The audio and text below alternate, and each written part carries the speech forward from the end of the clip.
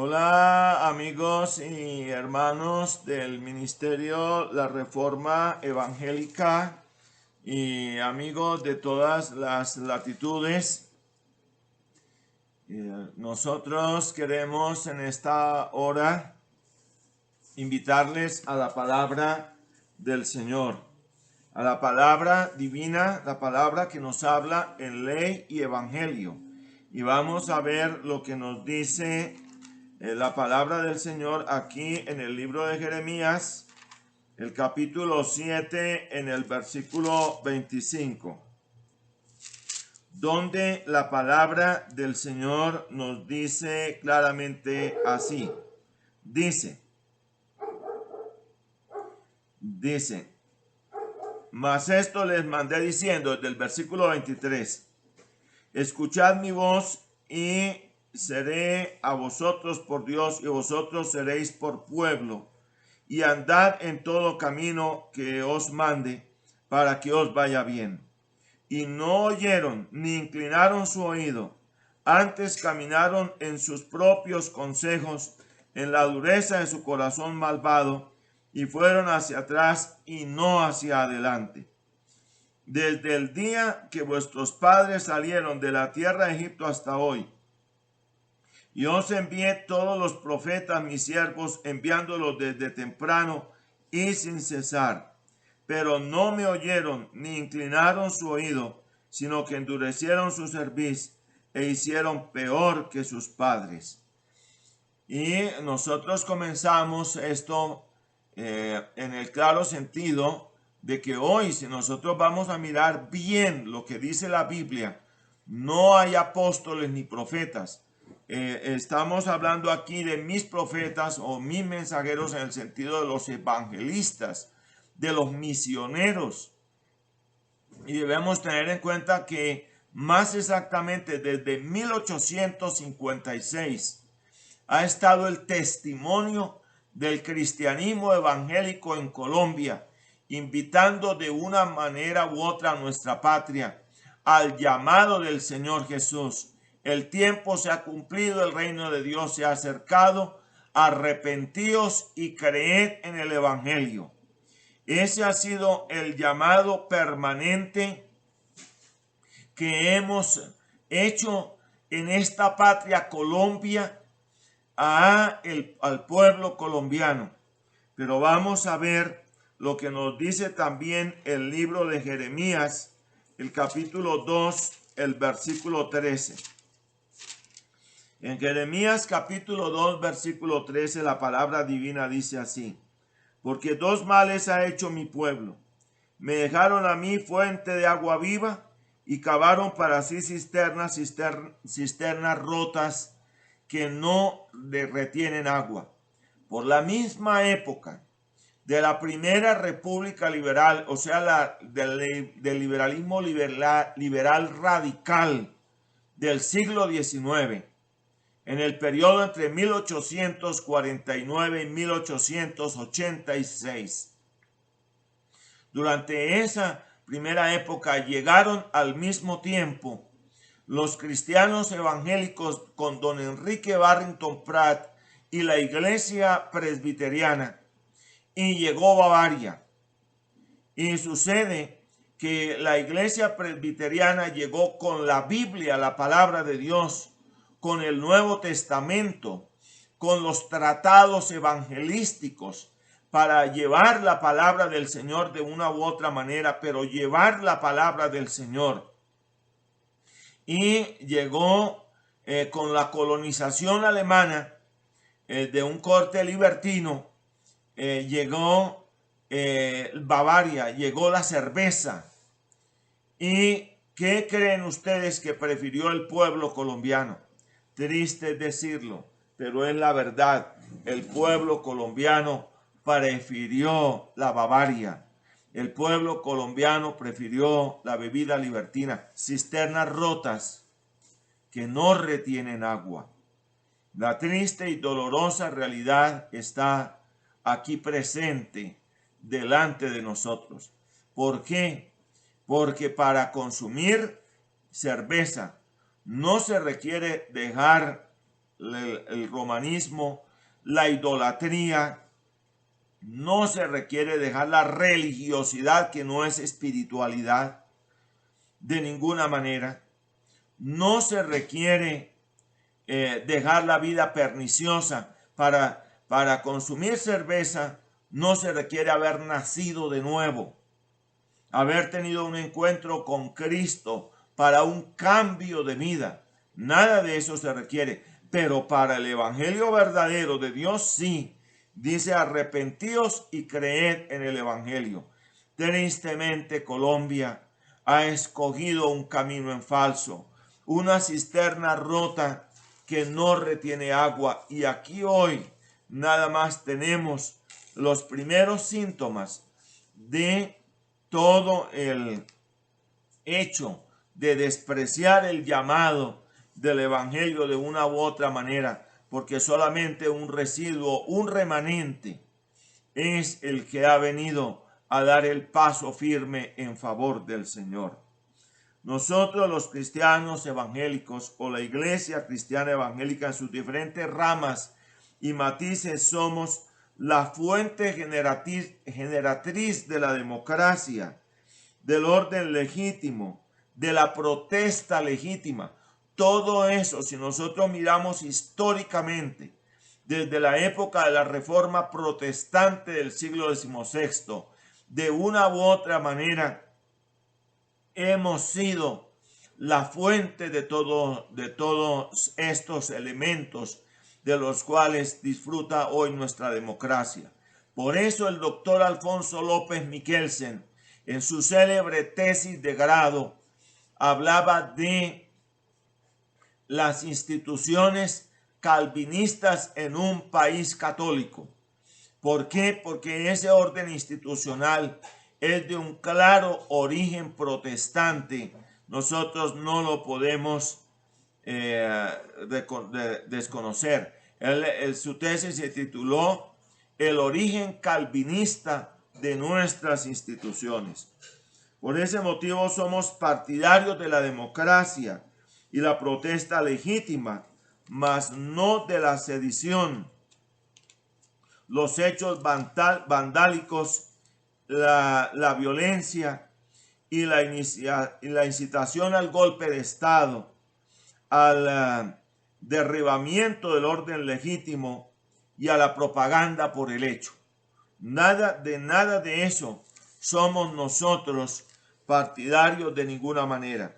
Lo que la palabra de Dios en este aspecto tiene que decirnos es muy clara. En el libro de Efesios, capítulo 5, en el versículo 11, dice: y no participéis en las obras infructuosas de las tinieblas, sino más bien reprendedlas. Esto es lo que nos dice la palabra del Señor aquí.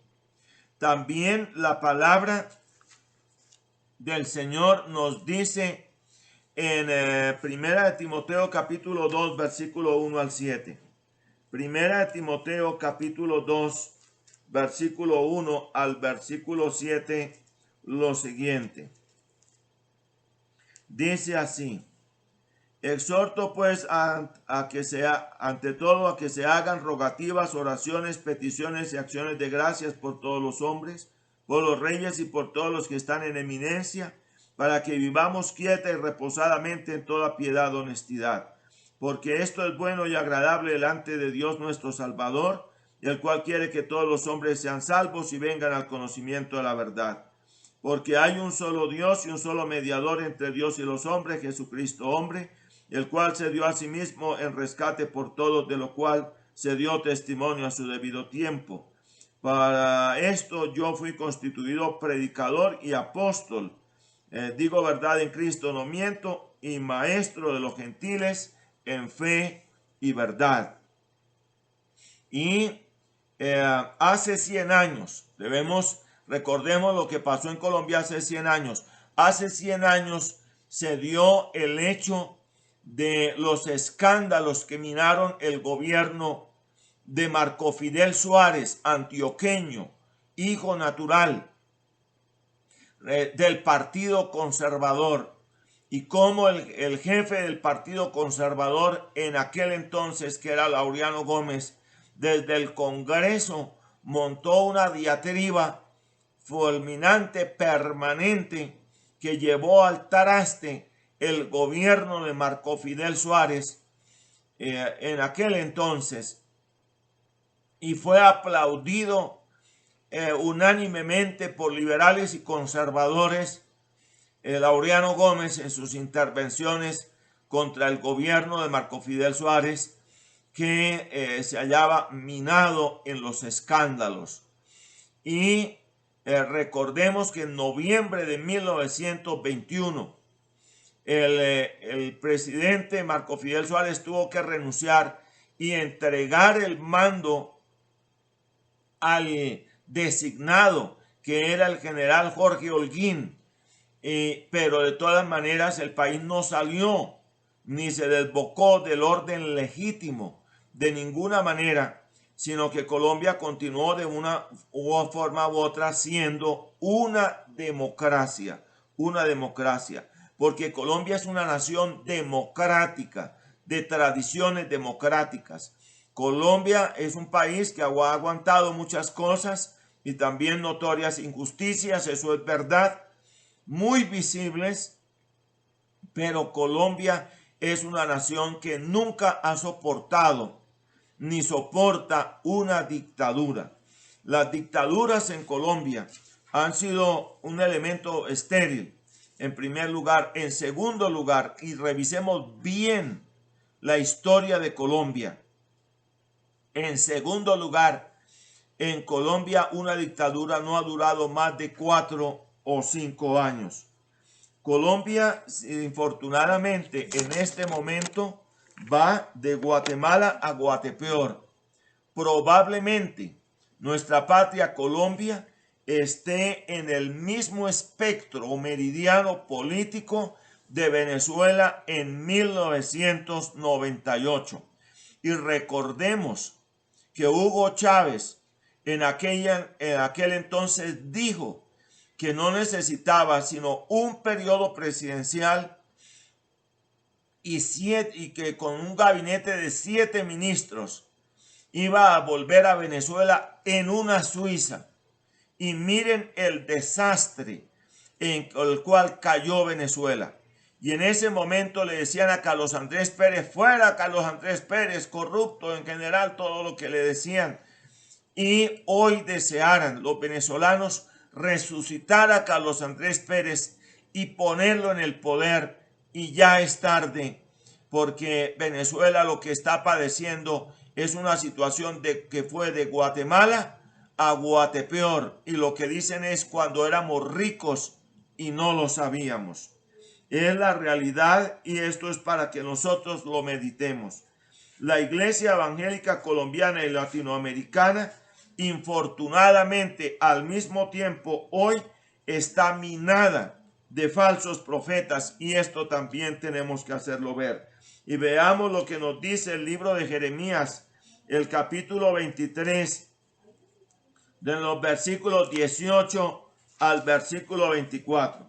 En Jeremías capítulo 23, los versículos 18 al 24 dice: porque ¿quién estuvo en el secreto del Señor y vio y oyó su palabra? ¿Quién estuvo atento a su palabra y la oyó? He aquí que la tempestad del Señor saldrá con furor, y la tempestad que está preparada caerá sobre la cabeza de los malvados. Y dice así: no se apartará el furor del Señor hasta que lo haya hecho, y hasta que haya cumplido los pensamientos de su corazón. En los postreros días lo entenderéis cumplidamente. No envié yo a aquellos profetas, pero ellos corrían. Yo no les hablé, mas ellos profetizaban. Pero si ellos hubieran estado en mi secreto, habrían hecho oír mis palabras a mi pueblo, y lo habrían hecho volver de su mal camino y de la maldad de sus obras. ¿Soy yo Dios de cerca solamente, dice el Señor, y no Dios desde muy lejos? ¿Se ocultará alguno, dice el Señor, en escondrijos que yo no lo vea? ¿No lleno yo, dice el Señor, el cielo y la tierra? Estos hombres estaban hablando de paz, paz, paz, evangelio, evangelio, evangelio en otras palabras, cuando debían predicar ley, ley, ley, para señalar y hacer ver a tiempo las cosas. Debían hacerlo y no lo hicieron.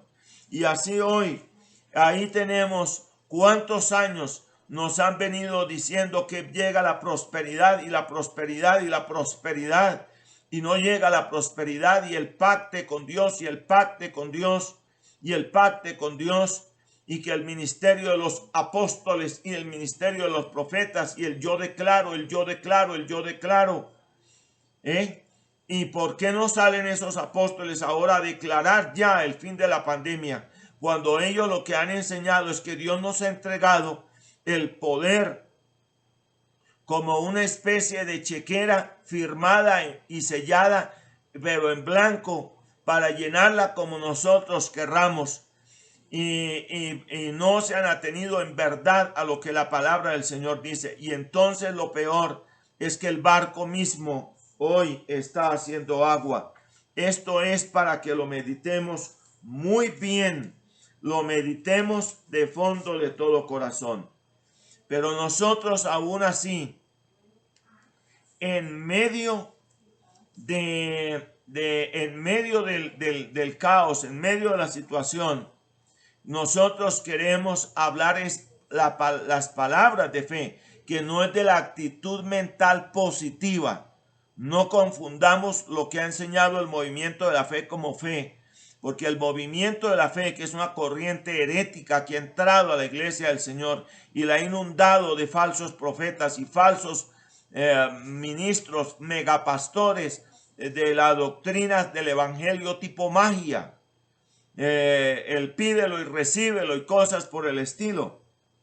Nosotros, eso es el evangelio, eso que ellos enseñan es el evangelio de la fe, de la actitud mental positiva, pero no el evangelio bíblico de Dios. Y aún así, nosotros los invitamos en medio de un mar proceloso a poner la mirada en Cristo y solamente en Cristo. Y por eso nosotros queremos ir y vamos a la palabra del Señor allá en el Salmo 85, el versículo 8. Y es cuando nosotros entonces invitamos al pueblo del Señor a centrarse en este momento de apretura solamente en el Señor. Porque dice, escucharé lo que hablará el Señor Dios, porque hablará paz a su pueblo y a sus santos, para que no se vuelvan a la locura, para que no se sumen a la tormenta del mar proceloso. Del pueblo de Dios se exige sabiduría. ¿Y qué nos dice el Salmo 11, versículo 3? Si fueren destruidos los fundamentos, ¿qué ha de hacer el justo? A la misma palabra de Dios da la respuesta. Y la da allá en Segunda de Crónicas, el capítulo 7, el versículo 14. Repito, Segunda de Crónicas, capítulo 7, el versículo 14. Dice, si se humillare mi pueblo, sobre el cual mi nombre es invocado, y oraren, y buscaren mi rostro, y se convirtieren de sus malos caminos, entonces yo iré desde los cielos, y perdonaré su pecado, y sanaré su tierra. Debemos entonces clamar en esta hora por Colombia y ante todo por la salvación, porque los 48 millones o el mayor número de colombianos, quiero decir, conforme a la elección soberana de Dios, conozcan el mensaje precioso del evangelio. Y entre tanto nosotros debemos tener en cuenta lo que nos dice el Señor en el evangelio de Juan, el capítulo 16, el versículo 33. Porque allá en Juan 16, 33, el Señor Jesús nos dice lo siguiente. Dice así: estas cosas os he hablado para que en mí tengáis paz. En el mundo tendréis aflicción, pero confiad, yo he vencido al mundo. En ley, el Señor nos dice lo siguiente: en el mundo tendréis aflicción. La idea del movimiento de la prosperidad, según la cual el mensaje de Dios implica que no haya aflicción, que no haya problemas, no haya dificultades, es completamente falso. El Señor dice en ley: en el mundo tendréis aflicción. Pero en evangelio lo que nos dice es: pero confiad, yo he vencido al mundo. Y recordemos lo que nos dice el Señor en el mensaje evangélico de Semana Santa: yo he resucitado, yo he vencido, yo soy vencedor. Eso es lo que nos dice esta palabra divina. Y por eso es que contemplando esa palabra, que esa palabra la declara el Señor, no es que yo declaro, sino que el que declara es el Rey soberano Señor. Porque en el orden correcto de la oración no soy yo el que declaro, sino que es el Señor el que declara en su palabra. Y en esa confianza de lo que Él ha declarado en su palabra, nosotros confesamos humildemente y con fe y fervor esta verdad. Y decimos lo que dijo el reformador Martín Lutero: aunque yo supiera que hoy es el día del juicio final y del fin del mundo, hoy sembraría manzanas en mi huerto. Y lo que dijo Juan Wesley con respecto a lo mismo: si yo supiera que hoy es el último día de mi vida, o que hoy es el día del fin del mundo, haría exactamente lo mismo que hice ayer, y pondría exactamente mi fe en el Señor, lo mismo que la puse el día que yo le conocí. Y Carlos Spurgeon dijo: teniendo yo el sol de Dios, andaré por la calle, aunque la tierra se abra a un lado y otro y detrás de mis pasos, pero caminaré firme por la fe hasta el paso final. Hermanos, obremos implica obremos implica oración y acción. Y tengamos en cuenta, hermanos, que nosotros somos la luz del mundo, sal y luz del mundo. Somos en este momento la opción, y nosotros, con la palabra del Señor en alto como única arma dentro del orden institucional, constitucional, el orden jurídico y legítimo, nosotros somos los ciudadanos que invitamos al pueblo colombiano a venir a los pies del Evangelio y a actuar siempre dentro del orden legítimo, porque existen fórmulas para poder sacar al país adelante sin poner en riesgo nuestra democracia, que es lo que puede en un momento dado estar en riesgo. Recordemos a Venezuela en 1998